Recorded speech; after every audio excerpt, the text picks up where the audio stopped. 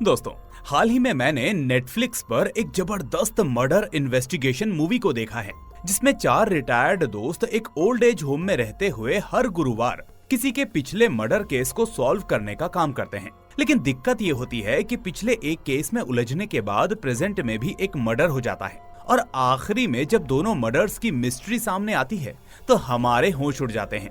Movie का नाम आप स्क्रीन पर देख सकते हैं। तो चलिए अब बिना देरी किए शुरू करते हैं आज की ये एक्सप्लेनेशन। तो इस मूवी की शुरुआत 3 दोस्तों से होती है जो सन 1973 के एक मर्डर केस को सुलझाने की कोशिश में लगे हुए थे और ये केस किसी एंजेला नाम की लड़की का था। फिर हम देखते हैं कि इस ग्रुप की सबसे सीनियर मेंबर एलिजाबेथ अपने साथी रॉन और इब्राहिम को बताती है कि जब एंजेला का बॉयफ्रेंड पीटर उससे मिलने उसके घर गया तो किसी दूसरे आदमी ने एंजेला के पेट में चाकू मारा और उसे घर की खिड़की से नीचे फेंक दिया। हालांकि इस बीच पीटर ने उस कातिल को पकड़ने की काफी कोशिश की और उसके पीछे भागा भी, लेकिन वो सफल नहीं हुआ। इसके बाद पुलिस ने भी इस केस की अच्छी तरह से जांच की थी, लेकिन उनके हाथ भी कुछ नहीं लगा। एलिजाबेथ आगे कहती है कि इसमें सबसे खास बात यह है कि एंजेला के घर से कोई सामान चोरी नहीं हुआ था, यानी यह हत्या बदले की भावना से की गई होगी। लेकिन इससे भी खास बात यह है कि एंजेला की हत्या के कुछ दिनों बाद पीटर भी अचानक कहीं गायब हो गया, जो कि पहले आर्मी में था, लेकिन जंग के दौरान उसके पैर में चोट लगने की वजह से उसे आर्मी से निकाल दिया गया था। तो रॉन कहता है पीटर उस दिन एंजेला को बचाने की कोशिश भी तो कर सकता था, आखिर उसने उसे बचाया क्यों नहीं? जिस पर एलिजाबेथ कहती है कि पुलिस की पूछताछ के दौरान पीटर ने बताया था कि एंजेला के खिड़की से नीचे गिरने के बाद इतना खून बह गया था कि वो कुछ ही देर में मर गई। उसे इतना वक्त भी नहीं मिला कि वो उसे हॉस्पिटल ले जा सके।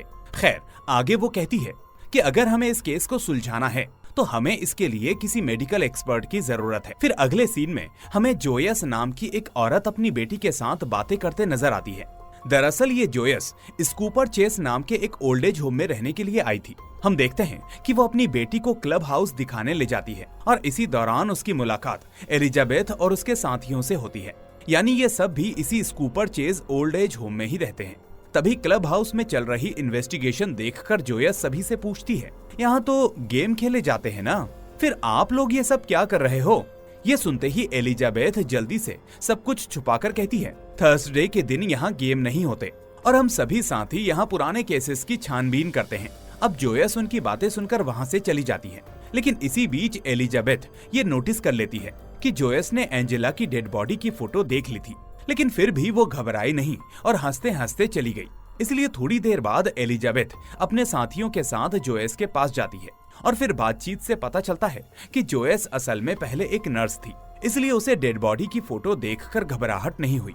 अब उसके नर्स होने का मतलब था कि इन लोगों को जिस मेडिकल एक्सपर्ट की तलाश थी वो काम जोयस संभाल सकती थी।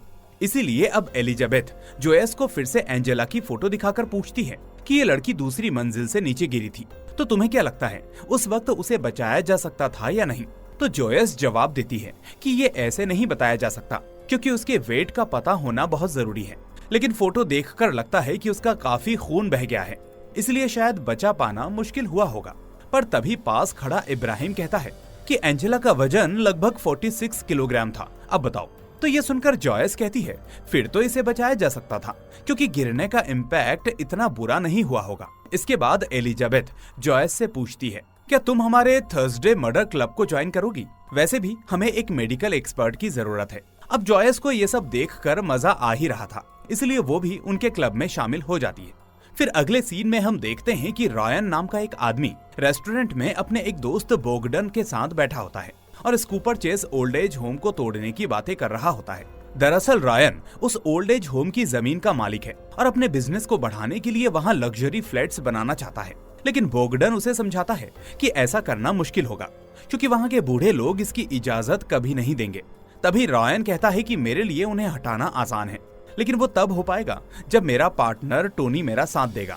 ये सुनकर बोगडन कहता है कि फिर दिक्कत क्या है?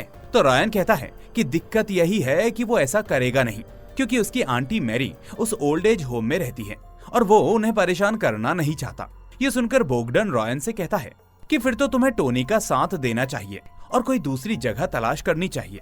लेकिन रॉयन कहता है अगर तुम मेरी मदद करोगे तो शायद हम ये काम पूरा कर लें।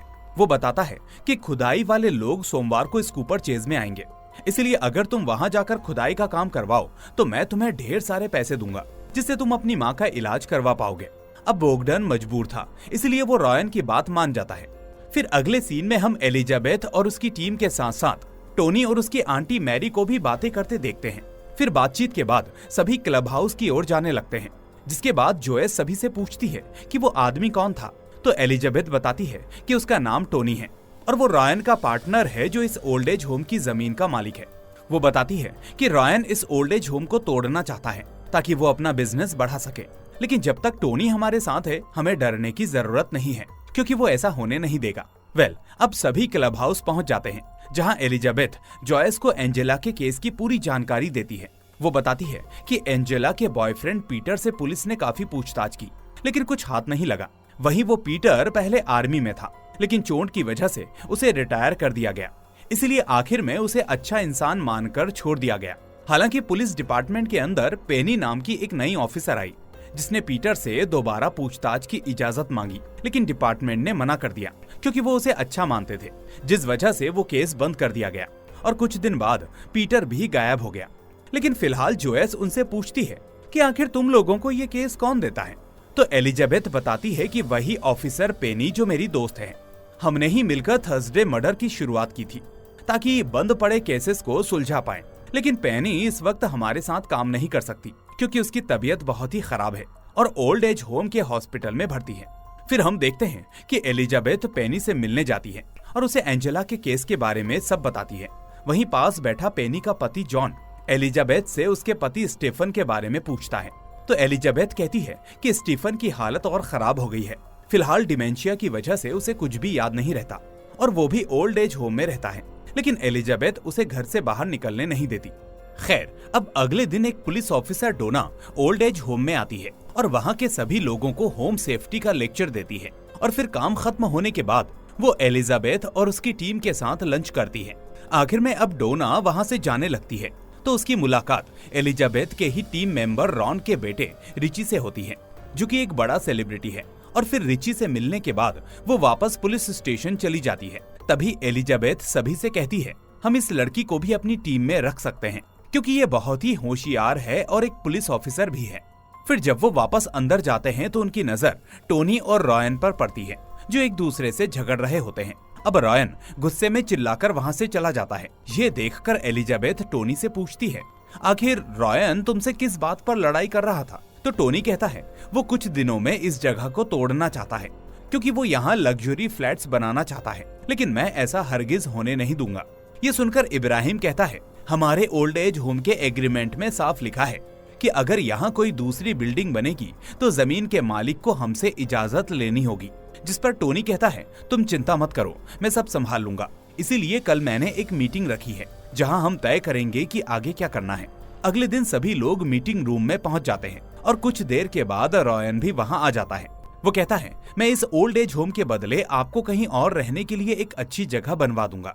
लेकिन एलिजाबेथ कहती है कि हम यहाँ बहुत सालों से रह रहे हैं और ये जगह हमें बहुत ही पसंद है, इसलिए तुम ऐसा बिल्कुल नहीं कर सकते। साथ ही इब्राहिम कहता है, हमारे कॉन्ट्रैक्ट में साफ लिखा है कि तुम हमारी इजाजत के बिना इस जगह के साथ छेड़छाड़ नहीं कर सकते। अब रॉयन उनकी बातों को नजरअंदाज करके कहता है कि आपको मेरी बात माननी ही पड़ेगी, क्योंकि अगर आपने ऐसा नहीं किया तो इसमें आपका ही नुकसान है।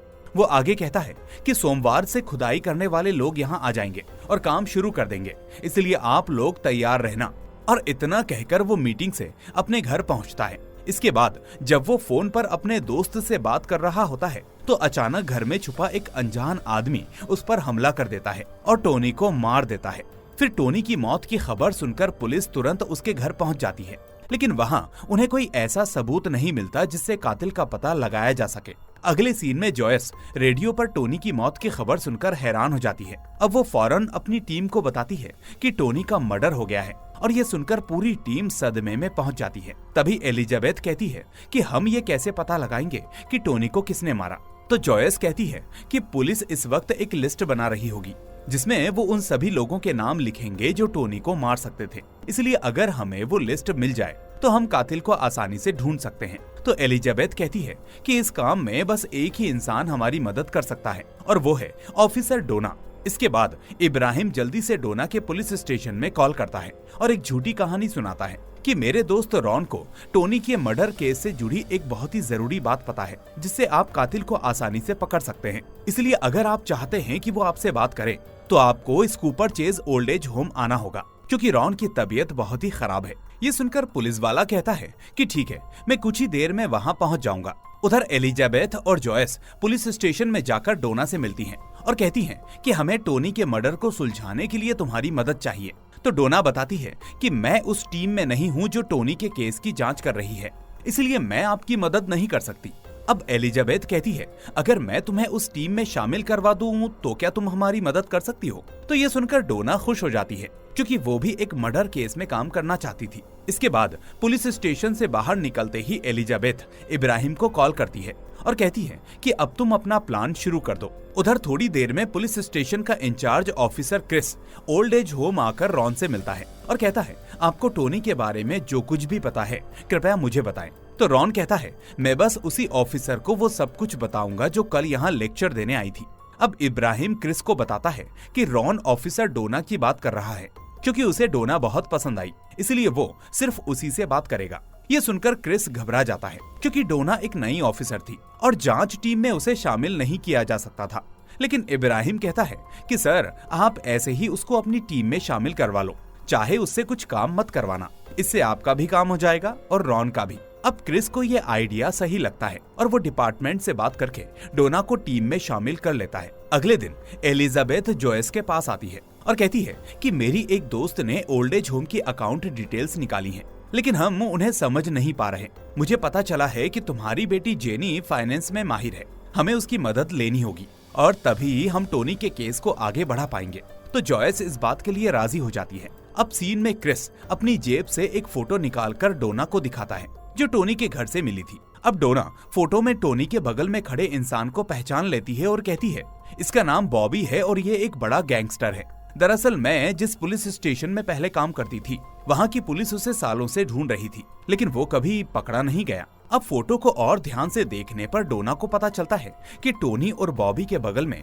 एक और इंसान था, लेकिन फोटो में सिर्फ उसका हाथ दिख रहा था, इसलिए वो उसे पहचान नहीं पाती। अगले सीन में एलिजाबेथ अपनी पूरी टीम को एक कमरे में इकट्ठा करके बातें कर रही होती है। तभी जॉयस के पास जेनी का मैसेज आता है, जिसमें ओल्ड एज होम की अकाउंट डिटेल्स की जानकारी होती है। उसे पढ़कर जॉयस को पता चलता है कि अगर टोनी मर जाता है तो उसके हिस्से के $12 मिलियन रॉयन के अकाउंट में ट्रांसफर हो जाएंगे। ये जानकर सभी हैरान हो जाते हैं। तभी थोड़ी देर के बाद क्रिस और डोना भी वहाँ पहुँच जाते हैं। इसके बाद क्रिस रॉन से कहता है कि अब तुम मुझे बताओगे कि तुम टोनी के बारे में क्या जानते हो। तो रॉन कहता है कि मैंने 1-2 दिन पहले टोनी और रॉयन को आपस में झगड़ते देखा था और हो सकता है कि वो पैसों के लिए लड़ रहे हों। तभी एलिजाबेथ क्रिस से पूछती है कि आपको टोनी के घर के सिक्योरिटी कैमरे से कुछ पता चला? तो क्रिस कहता है नहीं, क्योंकि उसके घर का सिक्योरिटी सिस्टम खराब था। एलिजाबेथ पूछती है, क्या मैं जान सकती हूँ कि टोनी की मौत कब हुई? क्रिस कहता है, ये मैं आपको नहीं बता सकता, क्योंकि ये कानून के खिलाफ है।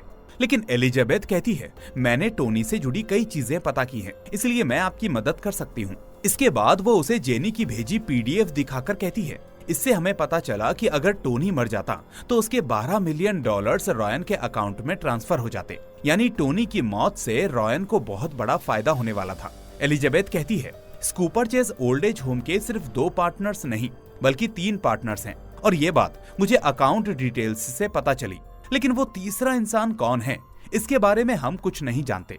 तो अब ये सारी बातें सुनकर क्रिस कहता है, आप ये PDF मुझे भेज दीजिए। लेकिन एलिजाबेथ कहती है, पहले आप मुझे टोनी की मौत का समय बताएं, तभी मैं आपको ये PDF दूंगी। इस तरह मजबूरी में क्रिस को समय बताना पड़ता है, जो सुबह 11:48 था। फिर PDF लेने के बाद क्रिस ओल्ड एज होम से जाने लगता है, लेकिन तभी उसकी मुलाकात रॉन के बेटे रिची से हो जाती है। असल में वो रिची का बड़ा फैन था, इसलिए वो उनके साथ फोटो खिंचवाने लगता है। और इसी बीच अचानक डोना रिची के हाथ पर बने एक टैटू को नोटिस करती है और थोड़ी हैरान हो जाती है। इसके बाद वो रास्ते में क्रिस से कहती है कि फोटो में तीसरा इंसान कोई और नहीं बल्कि रिची है, क्योंकि रिची के हाथ का वही टैटू फोटो में तीसरे आदमी के हाथ पर भी है। तो ये सुनकर क्रिस के होश उड़ जाते हैं, इसलिए वो कहता है कि अब हमें रिची और रॉयन दोनों पर नजर रखनी होगी। अब थोड़ी देर के बाद क्रिस और डोना रॉयन के घर पर जाकर उससे बॉबी के बारे में पूछताछ करते हैं। तो रॉयन बताता है कि बॉबी टोनी का बहुत अच्छा दोस्त था और ओल्ड एज होम का तीसरा पार्टनर भी। आगे क्रिस पूछता है, इस वक्त बॉबी हमें कहाँ मिलेगा? तो रॉयन कहता है कि मैं नहीं जानता, क्योंकि बॉबी कई सालों से गायब है। तभी डोना सीधे रॉयन से पूछती है, क्या आपने टोनी को मारा? तो रॉयन कहता है, भला मैं क्यों ऐसा करूंगा? टोनी मेरा बिजनेस पार्टनर था। जिस पर क्रिस कहता है, अगर टोनी मर जाए तो उसके $12 मिलियन आपके पास आ जाएंगे, इसलिए हमारा मानना है कि आपको उसकी मौत का फायदा हुआ है। तो ये सुनकर रॉयन के होश उड़ जाते हैं और वो कहता है कि आप लोग यहाँ से जाइए, मुझे एक मीटिंग में जाना है, लेकिन मैंने टोनी को नहीं मारा। वहीं दूसरी ओर एलिजाबेथ और उसकी टीम ओल्ड एज होम से टोनी के घर पहुंचने का समय पता लगा रही होती है, ताकि वो ये जान सकें कि मीटिंग के दिन रॉयन टोनी की मौत के वक्त तक उसके घर पहुंच पाया था या नहीं। फिर इब्राहिम एलिजाबेथ को बताता है, रॉयन ने टोनी को नहीं मारा, क्योंकि मेरे हिसाब से वो टोनी की मौत के 7 मिनट बाद पहुंचा होगा। एलिजाबेथ तुरंत ये बात डोना को मैसेज कर देती है। फिर डोना क्रिस को बताती है, सर, रॉयन ने टोनी को नहीं मारा, क्योंकि वो मौत के वक्त तक उसके घर नहीं पहुंच पाया था। अब क्रिस पूछता है, तुम्हें ये कैसे पता? तो डोना कहती है कि एलिजाबेथ और उसकी टीम इस केस पर काम कर रही है और उन्होंने मुझे ये बताया। लेकिन क्रिस उस पर भरोसा नहीं करता। पर तभी उसका एक जूनियर ऑफिसर आकर बताता है, सर, टोनी की मौत के वक्त रॉयन का उसके घर पहुंचना नामुमकिन था। ये सुनकर क्रिस को यकीन हो जाता है कि डोना सही थी। वहीं अगले सीन में डोना एलिजाबेथ को बताती है कि मुझे टोनी के घर से एक फोटो मिली थी, जिसमें टोनी के साथ बॉबी भी था। अब बॉबी का नाम सुनते ही एलिजाबेथ कहती है, वो बहुत ही खतरनाक है और ड्रग्स के धंधे के साथ साथ लोगों को मारने का भी काम करता है। अब डोना कहती है, उसे पकड़ने में मुझे आपकी मदद चाहिए। तो एलिजाबेथ कहती है कि मैं तभी मदद करूंगी जब तुम मुझे टोनी के केस से जुड़ी कोई खुफिया जानकारी दोगी। अब डोना कहती है, फोटो में रॉयन का बेटा रिची भी है। तो ये सुनकर एलिजाबेथ हैरान हो जाती है, लेकिन इससे पहले कि वो डोना से कुछ और पूछ पाती, इससे पहले उसकी नजर पीछे खड़े एक अनजान आदमी पर पड़ती है, जिसके बाद वो फोन काटकर जल्दी से ओल्ड एज होम के कब्रिस्तान में जाकर छुप जाती है। लेकिन तभी वो आदमी पीछे से आकर कहता है, इस सब से दूर रहो, इससे तुम्हारी ही जान को खतरा है। और इस तरह धमकी देने के बाद वो वहाँ से चला जाता है। फिर अगले सीन में एलिजाबेथ पेनी के पति जॉन से बातें कर रही होती है, जहाँ जॉन उससे पूछता है कि क्या तुमने उस आदमी का चेहरा देखा था? तो एलिजाबेथ कहती है, उसने चेहरा ढका हुआ था और कब्रिस्तान में बहुत अंधेरा था, इसलिए मैं उसे नहीं देख पाई। अब जॉन कहता है, तुम्हारे हिसाब से रॉयन ने टोनी को नहीं मारा, लेकिन वो इस काम को किसी और से भी तो करवा सकता है। जिस पर एलिजाबेथ कहती है कि मैं भी यही जानना चाहती हूँ, और साथ ही मेरे एक पुलिस खबरी से मुझे पता चला कि रॉयन का बेटा रिची सेलिब्रिटी बनने से पहले टोनी और रॉयन के लिए काम करता था। लेकिन अभी तक मैंने ये बात रॉयन को नहीं बताई, क्योंकि वो बहुत परेशान हो जाएगा। और ये कहकर एलिजाबेथ वहाँ से चली जाती है। अगले सीन में ओल्ड एज होम के लोग रॉयन के खिलाफ प्रोटेस्ट कर रहे होते हैं, लेकिन थोड़ी देर में रॉयन भी वहाँ पहुँच जाता है और भीड़ को देखकर अपने दोस्त बोगडन को कहता है कि तुम कब्रिस्तान के पीछे वाले रास्ते से जाकर वहाँ खुदाई शुरू कर दो। इस तरह बोगडन चुपचाप पीछे वाले रास्ते से कब्रिस्तान में घुस जाता है। उधर रायन कार से उतरकर सभी से पीछे हटने के लिए कहता है, लेकिन वो लोग उसे ऐसा करने से मना कर देते हैं। पर तभी भीड़ में खड़ी एलिजाबेथ की नजर बोगडन पर पड़ती है, जिसे देखकर वो आगे बढ़ती है और पूछती है कि क्या रायन ने तुम्हें टोनी को मारने के लिए पैसे दिए थे? तो बोगडन कहता है कि मैं रायन के लिए कई काम करता हूँ, लेकिन किसी का खून नहीं करता। अब बोगडन से पूछताछ के बाद एलिजाबेथ प्रोटेस्ट में वापस से शामिल हो जाती है और इस बीच भीड़ से डरकर रायन अपनी कार की ओर जाने लगता है, लेकिन तभी अचानक वो बेहोश होकर जमीन पर गिर जाता है। तो अब जॉयस उसकी बॉडी को चेक करती है तो पता चलता है कि रायन मर चुका है, यानी एक के बाद एक लोग मर रहे थे, लेकिन क्यों और किसके द्वारा ये हमें दिखाया नहीं जा रहा था। खैर, अब अगले सीन में एलिजाबेथ सभी से कहती है कि रॉयन अपने आप नहीं मरा, बल्कि उसका मर्डर हुआ है, क्योंकि डोना को उसकी पोस्टमार्टम रिपोर्ट से पता चला है कि किसी ने रॉयन को भारी मात्रा में ड्रग्स दी थी, जिसके ओवरडोज से उसकी मौत हुई। और मेरे हिसाब से किसी ने प्रोटेस्ट की भगदड़ में रॉयन को ड्रग्स का इंजेक्शन लगा दिया होगा, यानी ओल्ड एज होम में ही रहने वाले किसी आदमी ने रॉयन को मारा है। वो आगे कहती है कि डोना ने मुझे बताया था कि तीसरा इन्वेस्टर बॉबी है, इसलिए अब हमें उसे ढूंढना होगा, क्योंकि रायन की वसीयत में लिखा है कि उसकी मौत के बाद भी ओल्ड एज होम को तोड़ने का काम जारी रहेगा, और अब बॉबी ओल्ड एज होम का आखिरी मालिक है, इसलिए वही इसे टूटने से बचा सकता है। अब थोड़ी देर के बाद बोगडन एलिजाबेथ से मिलने आता है और स्टीफन के साथ बैठकर शतरंज खेलने लगता है। इसके बाद जब एलिजाबेथ वहाँ पहुँचती है तो पूछती है कि तुम यहाँ क्या कर रहे हो? जिस पर बोगडन कहता है कि मुझे तुम्हें एक जरूरी चीज दिखानी है, इसलिए तुम मुझे एक रात कब्रिस्तान में मिलो। वहीं दूसरी ओर क्रिस और डोना रिची से पूछताछ कर रहे थे। अब क्रिस पूछता है कि टोनी का मर्डर हुआ तब तुम कहां पर थे, लेकिन रिची इस सवाल का कोई जवाब नहीं देता। फिर डोना सीधे पूछती है, क्या तुमने रायन के कहने पर टोनी को मारा था? तो ये सुनकर रिची कहता है कि भला मैं उसकी बात क्यों मानूंगा, मुझे तो उससे नफरत है। तो डोना कहती है, मुझे पता चला है कि जब तुम सेलिब्रिटी नहीं बने थे तब रायन तुम्हारे कई कर्ज चुकाया करता था और उसके एहसान को उतारने के लिए तुम उसके छोटे मोटे काम किया करते थे। ये सुनकर रिची कहता है कि ये सब पुरानी बातें हैं और उसका इस सब से क्या लेना देना है।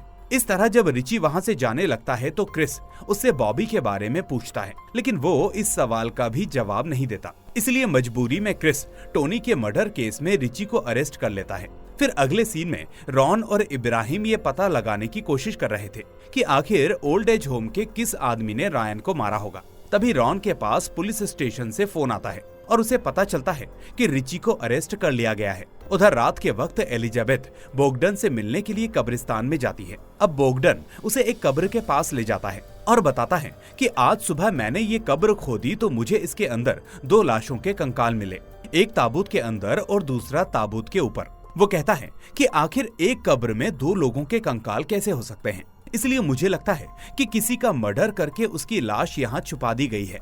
तो ये सुनकर एलिजाबेथ के होश उड़ जाते हैं और वो इस बात की खबर पुलिस को दे देती है, जो उस कंकाल को अपने साथ ले जाते हैं। फिर रात के वक्त जब एलिजाबेथ अपने घर पर सो रही होती है तो कोई शख्स उसे फूलों के गुलदस्ते के साथ एक मैसेज भेजता है, अब ये मेरी आखिरी वार्निंग है, इसलिए अगर तुम पीछे नहीं हटी तो तुम्हारे लिए बहुत ही बुरा होगा। अब अगले सीन में डोना एलिजाबेथ को बताती है कि जो लाश आपको कब्रिस्तान में मिली थी वो किसी पीटर नाम के आदमी की थी। अब पीटर का नाम सुनकर एलिजाबेथ के होश उड़ जाते हैं, क्योंकि ये वही पीटर होता है जिसके बारे में वो और उसकी टीम जांच कर रही थी, 1973 वाला पीटर। लेकिन अब सवाल था कि आखिर उसकी लाश कब्रिस्तान में कैसे आई। उधर पुलिस स्टेशन में क्रिस रिची से रायन के बारे में पूछताछ करता है, लेकिन रिची कुछ भी नहीं बताता और तभी वहाँ रॉन, इब्राहिम और जोयस आ जाते हैं। फिर रॉन कहता है, मेरा बेटा बेकसूर है, आपने उसे बेवजह अरेस्ट किया है। तो क्रिस जवाब देता है कि आपका बेटा हमें रायन के बारे में कुछ नहीं बता रहा। ये सुनकर रॉन रिची से रिक्वेस्ट करता है कि जो भी उसे पता हो वो इन लोगों को बता दो और यहाँ से चलो। अब रिची के पास कोई दूसरा रास्ता नहीं बचता, इसलिए वो क्रिस से कहता है कि जब टोनी का मर्डर हुआ तब मैं रायन की पत्नी गेमा के साथ था, क्योंकि मेरा उससे अफेयर चल रहा है। ये सुनकर क्रिस हैरान होकर पूछता है कि क्या तुम ये बात साबित कर सकते हो? तो अब रिची अपने फोन से एक फोटो निकालकर दिखाता है जिसमें वो गेमा के साथ था, और फोटो का समय और तारीख देखकर क्रिस समझ जाता है कि रिची ने रायन को नहीं मारा। इस तरह अब रॉन अपने बेटे को लेकर अपने साथियों के साथ पुलिस स्टेशन से बाहर चला जाता है।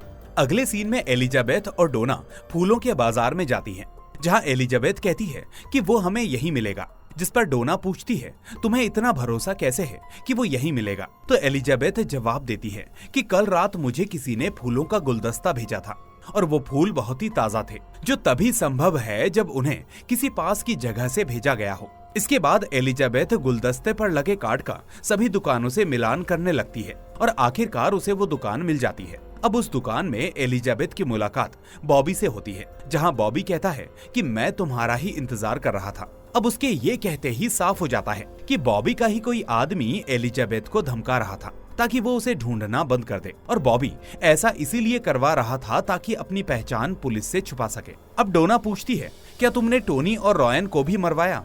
तो बॉबी जवाब देता है कि मैंने उन्हें ना मारा और न मरवाया।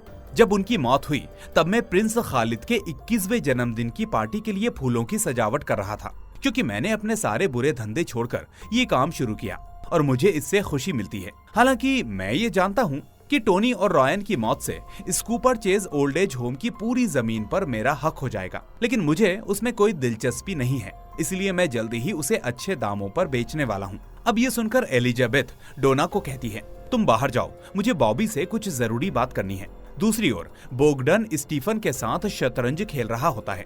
तभी स्टीफन कहता है, मैं एलिजाबेथ की सारी बातें सुनता हूँ और मुझे पूरा यकीन है कि तुमने ही टोनी को मारा है। अब मुझे नहीं पता कि इसके पीछे तुम्हारी क्या मजबूरी थी, लेकिन असली कातिल तुम हो। तो ये सुनकर बोगडन के होश उड़ जाते हैं और वो कहता है कि आप बिल्कुल सही बोल रहे हैं, लेकिन मैंने ये जानबूझकर नहीं किया। उधर डोना के बाहर जाते ही बॉबी का एक आदमी दुकान में आता है और कहता है, बॉस, मैंने एम्स्टरडैम से आए 4 मजदूरों के पासपोर्ट जब्त कर लिए हैं। और ये सुनकर एलिजाबेथ हैरान हो जाती है और बॉबी से पूछती है, तुम्हारा आदमी मजदूरों के पासपोर्ट क्यों इकट्ठा कर रहा है? तो बॉबी जवाब देता है, ये हमारा नया बिजनेस है, मैं बाहर से आए मजदूरों को काम देता हूँ, लेकिन वो लोग मुझे धोखा ना दें, इसलिए उनके पासपोर्ट अपने पास रख लेता हूँ। ये सुनकर एलिजाबेथ कहती है, ये कानूनन अपराध है, इसके लिए मैं तुम्हें 25 साल के लिए जेल में डलवा सकती हूँ, लेकिन अगर तुम मेरी बात मानोगे तो बच सकते हो। लेकिन उसके लिए सबसे पहले तुम्हें अपने नए धंधे को बंद करना होगा। और scooper chase old age home की बात करें तो तुम्हें उसे मेरी एक खास दोस्त को बेचना होगा, जो वो जगह अच्छे दामों में लेने के लिए तैयार है। इसलिए अगर तुम ऐसा करोगे तो मैं तुम्हारी पहचान सबसे छुपा कर रखूंगी। अब बॉबी को ये डील अच्छी लगती है, इसलिए वो एलिजाबेथ की बात मान लेता है। इसके बाद जब एलिजाबेथ वहाँ से जाने लगती है तो उसके दिमाग में एक बात आती है, इसलिए वो पलटकर बॉबी से कहती है, तुमने अभी कहा कि ये हमारा नया बिजनेस है, तो तुमने हमारा शब्द क्यों यूज किया? जिस पर बॉबी जवाब देता है कि वो टोनी ही मेरा पार्टनर था।